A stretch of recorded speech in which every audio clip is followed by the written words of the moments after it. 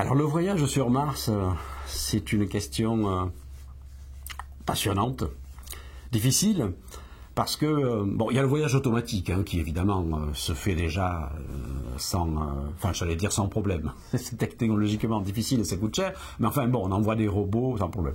Évidemment, la question porte, j'imagine, sur le voyage d'êtres humains sur Mars. Et là, c'est une toute autre affaire. Pour plusieurs raisons. Il y a une première raison qui est tout bêtement une raison économique.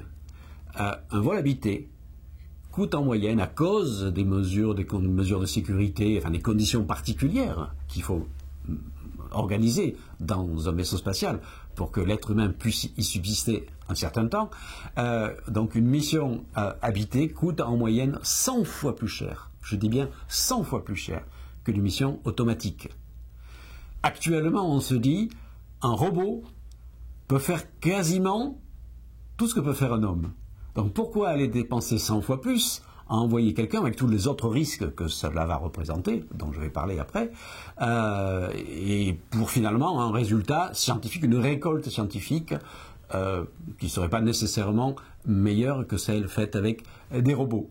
Alors derrière, simplement, l'une réponse possible, c'est tout de même le choc psychologique.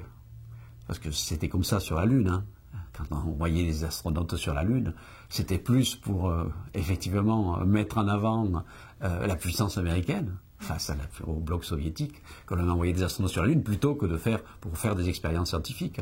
On n'en a pas beaucoup parlé, mais vous savez, les Russes, ils ont aussi ramené des échantillons de roches lunaires sur Terre avec des sondes automatiques. Donc sur le plan scientifique, ils ont apporté quasiment autant de choses que les missions américaines. Voilà.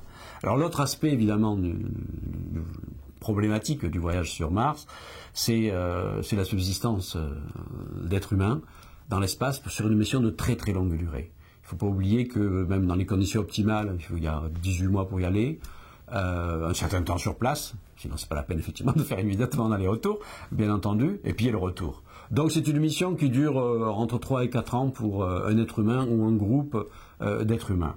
Donc il y a des problèmes tout simplement physiques, musculature, osseuse, etc. Bon, ces problèmes, on commence à savoir y répondre parce que les Russes avaient déjà, à l'époque où les Américains avaient gagné la course à la Lune, les Russes ont rapidement compris que bon, c'était plus la peine de faire ça, et ils ont tout de suite pensé à Mars, eux.